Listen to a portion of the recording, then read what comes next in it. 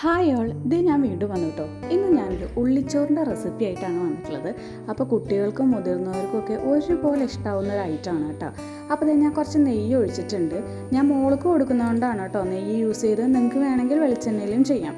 അതിലേക്ക് നമ്മുടെ ചെറിയുള്ളി വട്ടത്തിൽ അരിഞ്ഞിട്ട് ഒന്ന് മൂപ്പിക്കാൻ ഇട്ട് കൊടുത്തിട്ടുണ്ട്. കുറച്ച് കറിവേപ്പില, കുറച്ച് മഞ്ഞൾ, അതേപോലെ തന്നെ ആവശ്യത്തിന് ഉപ്പ്. ഇത്രേ ആവശ്യമുള്ളൂ. ഇനി നല്ല പോലെ ഒന്ന് മൂപ്പിച്ചെടുക്കുക. ഒരുപാട് ബ്രൗൺ ഒന്നും ആവണ്ട, ജസ്റ്റ് ഒന്ന് മൂത്ത് വന്നാൽ മതി. ഞാനിവിടെ മട്ട റൈസാണ് യൂസ് ചെയ്യുന്നത്. മട്ട റൈസ് ആവശ്യത്തിന് ഉള്ളത് അതിലേക്ക് ഇട്ട് കൊടുക്കുക. നല്ല പോലെ ഒന്ന് മിക്സ് ചെയ്ത് എടുക്കുക.